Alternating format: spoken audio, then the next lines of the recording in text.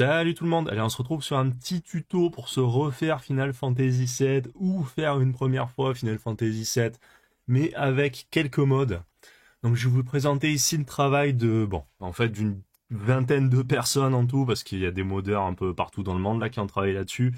Mais en fait c'est surtout donc un travail de all-in-one, j'ai envie de dire, de Satsuki Yatoshi, bien sûr c'est un pseudo, qui a compilé en fait tout un tas de modes dont les personnes sont citées ici, et aussi le gros travail de retraduction de Acro, si je dis pas de bêtises, c'est un pseudo aussi, qui en fait a retraduit, voilà c'est ça, Acro pour sa superbe retraduction, qui est en fait retraduit FF7, parce que si vous avez fait comme moi FF7 en 1997, si je dis pas de bêtises, vous avez eu une traduction dégueulasse, parce que la traduction française de base est dégueulasse, et normalement, à moins que vous ayez des super pouvoirs, vous n'avez pas pu comprendre tout de l'histoire de FF7, parce que vraiment c'était n'importe quoi la retraduction de base. Donc voilà, donc on va voir un peu ça ensemble. Ce qu'il va falloir faire dans un premier temps, c'est télécharger ces deux fichiers, qui est donc l'installateur, puis la mage. Et il va falloir bien sûr avoir FF7. Le mieux, je pense, c'est de l'avoir sur Steam. Mais je vous laisse lire toutes les indications ici, mais il me semble qu'il précise un endroit que on peut l'adapter pour plusieurs choses, mais que quand même le mieux c'est de l'avoir sur Steam. Donc bien sûr, il faut l'installer sur Steam, hein, mais ça vous savez faire, hein. On va pas voir ensemble comment on installe un jeu sur Steam. Il n'y a même pas besoin de le lancer une fois. On récupère donc ces deux fichiers. Celui-là, bien sûr, il faut l'extraire. Je l'ai déjà fait pour gagner un peu de temps dans la vidéo. Et on part pour l'installation. On va voir ça ensemble. Bon, Windows et votre navigateur va peut-être vous dire que ce sont des virus. Ça n'en sont pas. Normal. Alors, il me dit qu'il est dans ces jeux. Ceci installera dans le dossier suivant pour l'installer dans un autre dossier. Allez, on va faire ça comme ça. Normalement, c'est plus tard qu'il demande où se trouve le jeu. Voilà, c'est ici. Là, il me demande de choisir qui contient FF7. C'est une très bonne question. Qui contient FF7? Est-ce que je l'ai mis dans C ou dans D? Je pense que sur Windows, je pense que tous mes jeux sont en D. Je passe quand même beaucoup plus de temps sur Linux ces derniers temps. Final Fantasy VII, propriété. Fichiers locaux, il est sur D, c'est bien ce que je pensais. Est-ce qu'il va être auto-détecté? Bon, il ne détecte pas. Très bien, on va aller le chercher. Sélectionner le dossier Steam de FF7. Donc je vais aller dans D. Je vais aller dans Steam Library, Steam App, Common et Final Fantasy VII. OK. Ce dossier contient bien une installation de FF7. OK. Bon, je vais couper et on se retrouve à la fin de l'install. Là, il installe des dépendances, hein, tout simplement. Il installe des dépendances dont il a besoin. Alors, finish, fermer, maintenant on va faire l'update. Donc plus ou moins même principe, même si je crois que là, il n'y a pas besoin d'aller cibler le dossier FF7, puisque ça s'installe dans le dossier du mode. Oui, j'accepte. Suivant. Voilà, il me semble que là, il n'y a pas besoin de toucher. Enfin, je suis même sûr, hein, on va lire quand même. Voilà, ils disent pas de cibler le dossier du jeu ni quoi que ce soit, hein.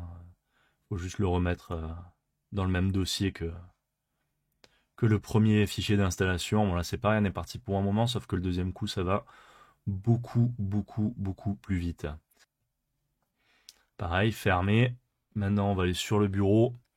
Sur le bureau, on va passer par FF7 SIW configuration. Enfin, SYW configuration.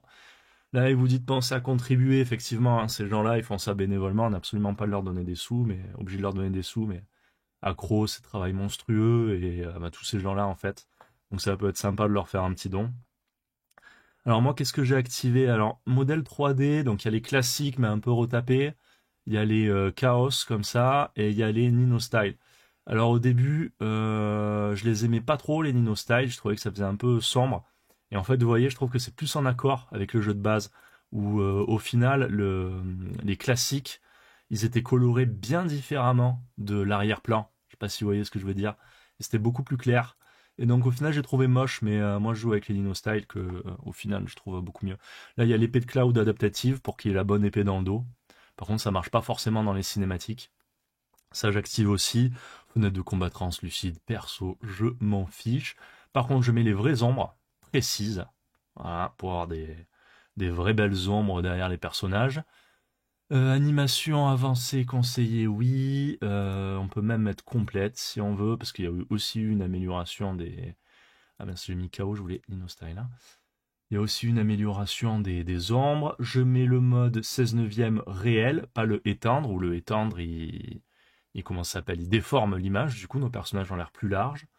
Tout ça, normalement, il n'y a pas besoin d'y toucher. S'il y a besoin d'y toucher, ben, il faudra vous débrouiller. Normalement, il n'y a pas besoin. Alors, c'est pas là qu'il y a... Alors, ça doit être après, option de gameplay. Là, ici, on va se mettre le jeu en 60 fps. On va s'activer les succès Steam. On va se mettre les cinématiques en mode fps. Et pour rendre le jeu un peu plus moderne, on va mettre sauvegarder n'importe où.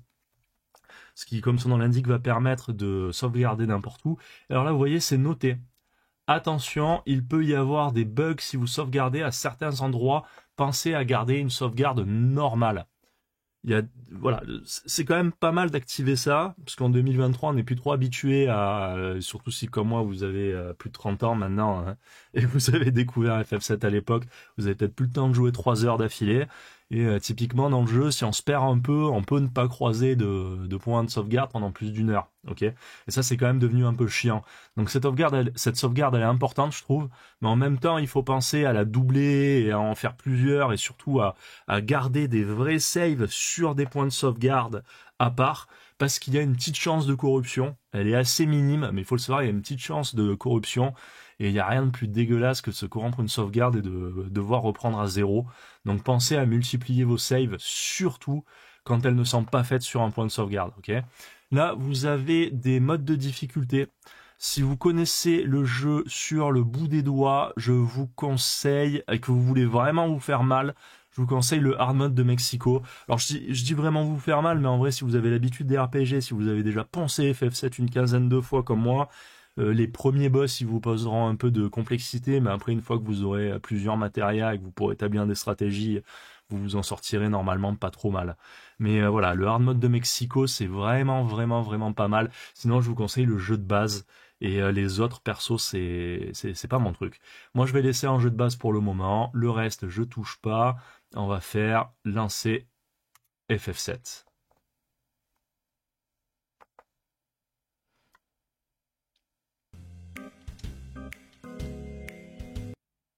Voilà, avec la manette c'est quand même vachement plus facile.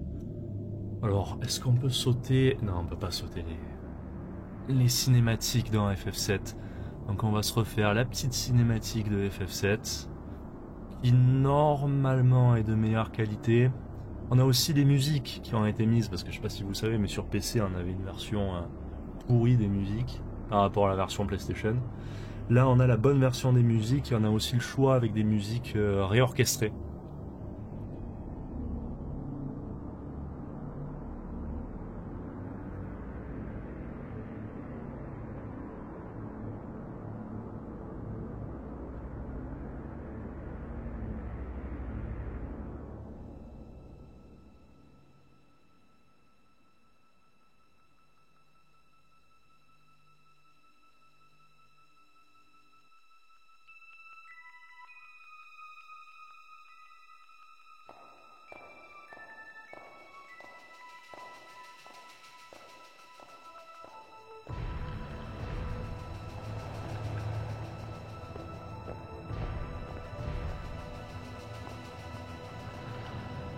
Cette intro mythique qui, je pense, a marqué beaucoup d'entre nous.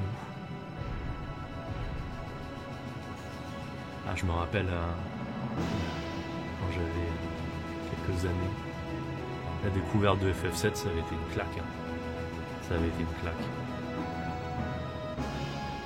Je pense qu'on est beaucoup à avoir été marqués par ce jeu. Et là, vous allez voir, c'est un plaisir de se le refaire avec tous ces modes. Ah bien sûr, les cinématiques sont toujours en 4 tiers. Les cinématiques, elles ont... Il me semble qu'il y a un filtre qui a été repassé, elles sont beaucoup plus nettes. Même c'est pas il me semble, j'en suis sûr, elles sont beaucoup plus nettes. Mais elles ont pas réussi à les retaper en 16 neuvième. Voilà, comme vous voyez, je suis en 16 neuvième. C'est pas en déformation, il n'y a pas les personnages qui sont devenus plus larges. peut faire le début de cette. Alors, au cas où il y a des nouveaux, moi vous ayez envie de vous ennuyer longuement, vitesse des combats max, texte des combats max, vitesse des dialogues max, parce que de base c'est quand même bien fait. Une potion là. On va avoir un premier combat, le premier du jeu. Se règle très bien à l'auto-attaque. Vous voyez comme c'est retapé, du coup il y a une cohérence entre les modèles des combats et les modèles de l'histoire. On a le 16 neuvième quand même, qui change pas mal, et on a des vraies ombres. Tous les personnages, on n'a pas des ronds tout pourris. Bon, je vais pas aller plus loin que ça. Je vais laisser découvrir le jeu à ceux qui ne l'ont pas découvert et ceux qui l'ont jamais fait. Et pour les anciens, de toute façon, vous connaissez, vous avez vu ce que fait le mode.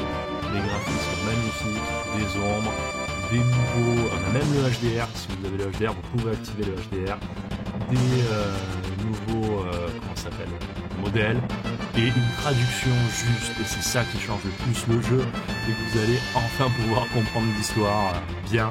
Si vous ne l'avez fait que en 97, ça c'est, une fois de plus, c'est impossible que vous ayez tout compris. Allez, sur ce, je vous souhaite une très bonne journée, je vous dis à la prochaine, et ciao.